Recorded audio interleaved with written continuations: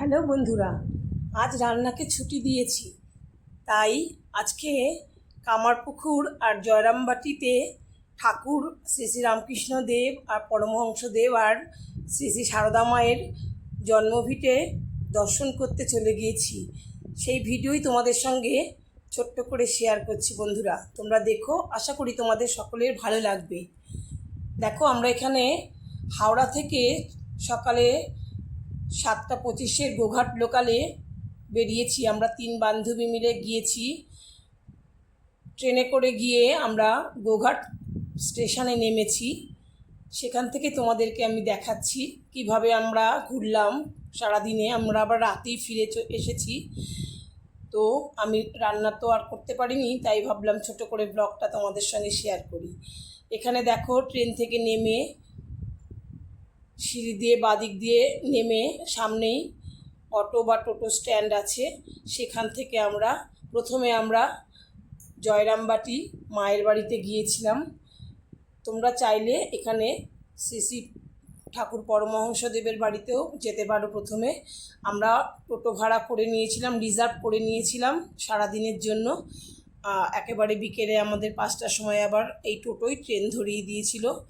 আমরা 10টার মধ্যে পৌঁছে গেছি এই গোঘাট স্টেশনে। এটা সম্ভবত হুগলি জেলাতে। তো দেখো, যাওয়ার পথে এখানে পড়েছিল নরনারায়ণ মন্দির। এখানে নরনারায়ণ মন্দিরে সেদিনকে প্রত্যেক দিনই পুজো হয় নরনারায়ণ নামে, ছোট বাচ্চাদেরকে নিয়ে সেই পুজো আমরা দেখতে পেয়েছি। সেবা করানো হচ্ছে নরনারায়ণ রূপে ছোট বাচ্চাকে।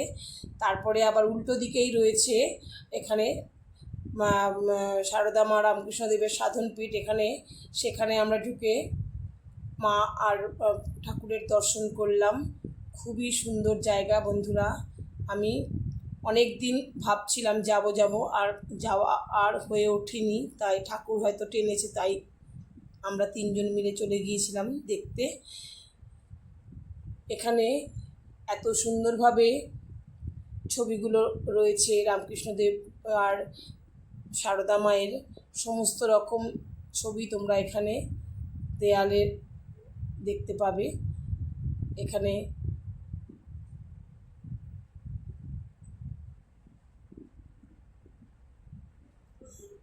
সারদা মাকে এখানে সমস্ত সোনার গয়না পরানো রয়েছে।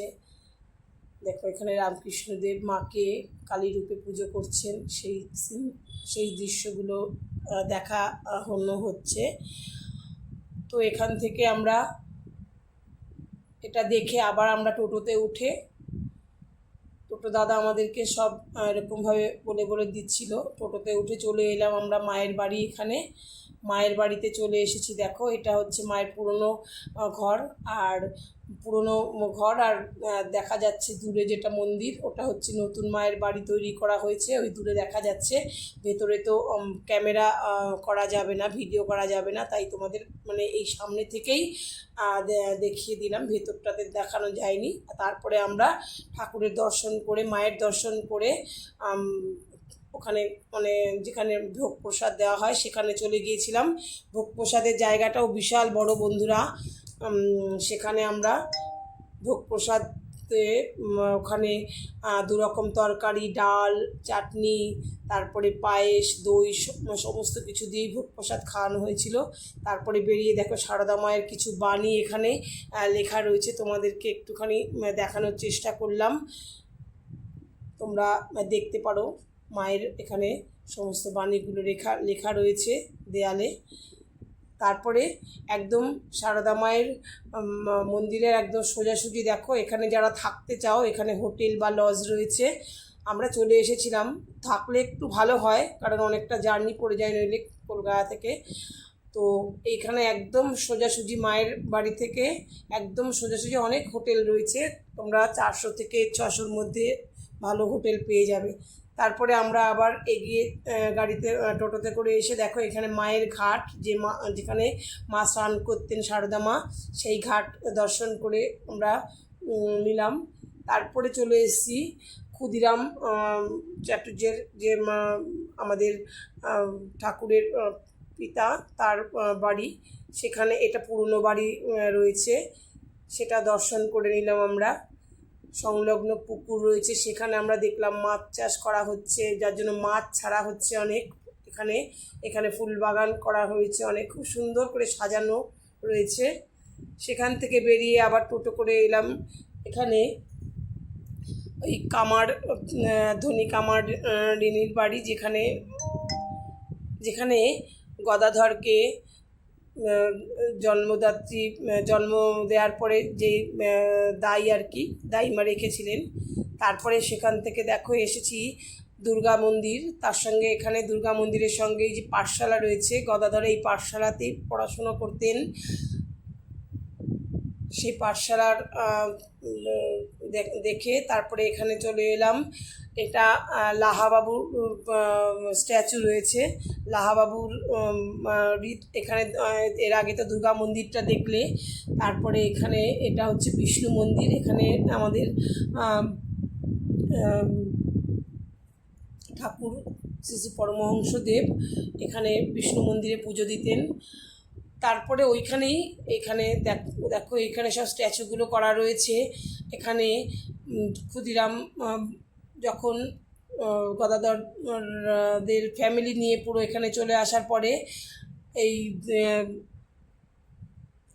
তার জন্ম হয়েছে এখানে দাইমার কাছে। দেখো গদাধর শুয়ে রয়েছে। তারপরে এখানে যখন একটু বড় হয়েছে তার সাধু সেবা করছে।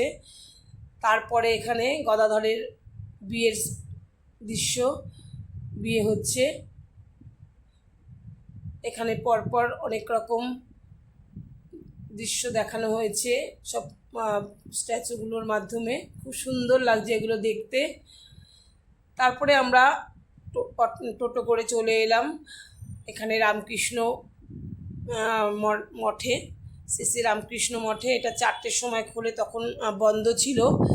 আমরা 4টের একটু আগেই পৌঁছে গিয়েছিলাম, তো বাইরে থেকেই একটু ভিডিও করে নিলাম। ভেতরে যেহেতু ভিডিও অ্যালাউ নয়, বাইরে থেকে একটুখানি মন্দিরে যে আম গাছটা দেখা যাচ্ছে, আম গাছটা 150 বছরের পুরনো, আমাদের ঠাকুরই লাগিয়েছিলেন শ্রী শ্রী পরমহংসদেব, উনি এই আম গাছটা লাগিয়েছিলেন, এখনও রয়েছে গাছ। তারপরে আমরা উল্টো দিকেই আছে হালদার পুকুর, এখানে জল মাথায় নিয়ে আমাদের যাত্রা শেষ করলাম।